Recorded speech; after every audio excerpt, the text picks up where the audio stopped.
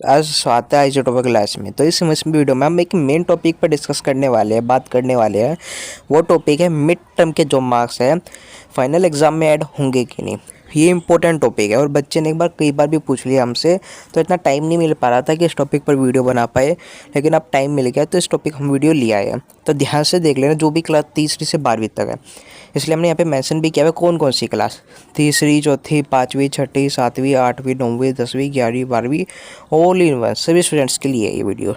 ठीक है, तो हम बात करते हैं पूरी डिटेल में कि मार्क्स ऐड होंगे कि नहीं। ठीक है, क्योंकि 10वीं और 12वीं का मार्क्स ऐड होने का फॉर्मेट अलग होता है, 9वीं 11वीं का फॉर्मेट अलग होता है, और जो तीसरी से 8वीं तक का होता है उनका फॉर्मेट अलग होता है। ठीक है, तो बात करते हैं बारी बारी से।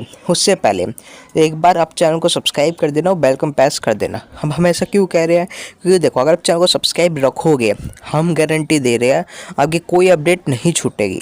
और आपका जो भी डाउट है, साइड डाउट क्लियर करेंगे। बेशक टाइम लगता है डाउट क्लियर करने में, क्योंकि उसके बारे में हमें देखना पड़ता है कि हम कोई गलत इन्फॉर्मेशन आपको नहीं बता सकते जो आगे जाके आपको नुकसान दे। ठीक है, तो हम सही इन्फॉर्मेशन देंगे, इसलिए सब्सक्राइब कर देना और अपने फ्रेंड्स के पास वीडियो शेयर करना। जितने ग्रुप है सभी में वीडियो शेयर कर दे, ताकि फ्रेंड्स भी देख ले, उन्हें भी समझ आ जाए। ठीक है, आई होप आप समझ रहे होंगे।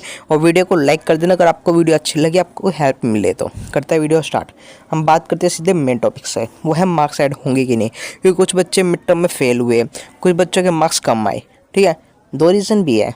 ठीक है, तो बात करते हैं, पहले बात करते हैं 10वीं 12वीं, क्योंकि देखो 10वीं 12वीं मेन चीज़ होती है।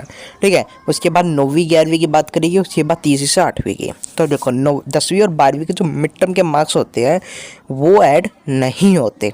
सुन लिया ना आपने, 10वीं और 12वीं के जो मिड टर्म के मार्क्स है वो ऐड नहीं होते। वैसे के दिए जाते हैं कि बोर्ड में लगेंगे, पर ऐसा नहीं होता। क्योंकि जो 20 मार्क्स होते हैं वो आपके जो प्रोजेक्ट होते हैं, ठीक है, यानी आपके जो प्रोजेक्ट होते हैं, फाइल वाइल सबमिट होती है 10वीं 12वीं की, जिसके लिए वाइवा आपका होता है। ठीक है, बाहर से आ जाते हैं टीचर, ठीक है, वो आपका वाइवा लेते हैं 10वीं 12वीं का, तो उन्हीं मार्क्स लगते हैं 20 में से। ठीक है, ना ही मिड टर्म ना ही प्री बोर्ड, इन सबके मार्क्स नहीं लगते 10वीं 12वीं के, ओनली बोर्ड और आपके प्रोजेक्ट, इसके मार्क्स होते हैं। I hope clear. चलिए 9वीं और 11वीं के कितने मार्क्स लगते हैं। ठीक है, 9वीं और 11वीं के कितने मिड टर्म के मार्क्स कन्वर्ट होकर लगेंगे। तो मान लो 80 नंबर का आपका पेपर होता है, तो 80 नंबर को 5 या 10 में कन्वर्ट करके लगाया जाता है। ठीक है, हम 5-10 इसलिए कह रहे हैं क्योंकि अप्रोक्स डाटा कोई भी स्कूल का टीचर भी आपको नहीं दे सकता। ठीक है, इसलिए हमने 5-10 बताया है। ठीक है, तो 5 या 10 में से कन्वर्ट होकर लगते हैं, और जो बाकी के 10 मार्क्स होते हैं वो आपके चार्ट वार्ट, आपके बिहेवियर, उसके बेस पर टीचर्स आपको देते हैं। ठीक है, जो आप पूरे साल करते हो। तो जब 80 नंबर ये सिर्फ 5 या 10 में कन्वर्ट होकर लगते हैं। एग्जाम्पल में मान लो आपके 80 में 27 है, वैसे भी आप पास हो, और जो आपके इसमें लगेंगे कन्वर्ट होगा 5 या 10 में से, एग्जाम्पल के लिए हम 10 मान लेते हैं, 10 में से लगेंगे तो 10 में से 4 मार्क्स लगेंगे, जिसके बेस पर आप पास हो जाओगे। ठीक है, तो टेंशन मत लेना, इस तरीके से कन्वर्ट होकर आपके लगते हैं, और इसके आपके फाइनल एग्जाम पर कोई फ़र्क नहीं पड़ेगा, 0% फ़र्क पड़ेगा, 0%। तो अपनी फाइनल एग्ज़ाम की प्रिपरेशन में जुट जाओ, क्योंकि एनुअल एग्ज़ाम फाइनल एग्ज़ाम आपका आने वाला है, मात्र 2 महीने रह चुके हैं। ठीक है, तो इस तरीके से 80 के कन्वर्ट होकर लगेंगे 10 में से, एग्जाम्पल में 10 मान लेते हैं। ठीक है, कम भी लग सकते हैं, लेकिन 10 में से मान लेते हैं। ठीक है, तो इस तरीके 10 में से आपके लगेंगे कन्वर्ट होकर। और अब बात करें 8वीं तक के स्टूडेंट की, तीसरी से 8वीं, चाहे चौथी, 5वीं, छठी, 7वीं, 8वीं हो, तो इनके जो मार्क्स है वो थोड़े ज़्यादा लगते हैं। ठीक है, क्योंकि उनके प्रोजेक्ट भी नहीं होते। ठीक है, फाइल वाइल भी नहीं होती लगभग, क्योंकि उनके वही चीज़ होती है, 5 अटेंडेंस के, 5 चार्ट के, ऐसे ही लगते हैं घुमा फिरा कर। ठीक है, 8वीं क्लास के, तो उनको भी टेंशन नहीं लेनी है।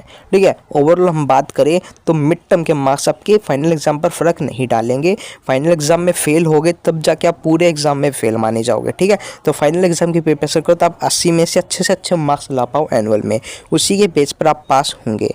ठीक है, तो 5-10 ये जो उसके प्रोजेक्ट के मार्क्स होते हैं वो टीचर अपनी तरफ से, हाँ बता रहा हूँ, फिर जो टीचर है अपनी तरफ से 20 में से 20 भी दे देता है। बेशक आप मिड टर्म में फेल हो, लेकिन 20 में से 20 दे देता है, तो उसकी चिंता मत करना, बस 80 मार्क्स पर फोकस करना जो आप फरवरी के एग्जाम में दोगे, एनुअल एग्जाम में। ठीक है, तो उसकी प्रिपरेशन में जुट जाओ, और मिड टर्म की चिंता मत करना। जो भी फेल हुआ है, जो भी किसी अच्छे मार्क्स आए, वो ओवर थिंकिंग मत लाना अपने अंदर। ठीक है, कि मेरे अच्छे मार्क्स आए, और जो भी बेचारा उदास है इसके फेल हो गए, वो भी उदास मत होना।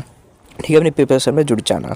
हम आपको मिलते हैं नेक्स्ट वीडियो में, और आपको जिस भी टॉपिक पर वीडियो चाहिए कमेंट में लिख दो, ठीक है। हम हर एक टॉपिक आपकी क्लियर करेंगे।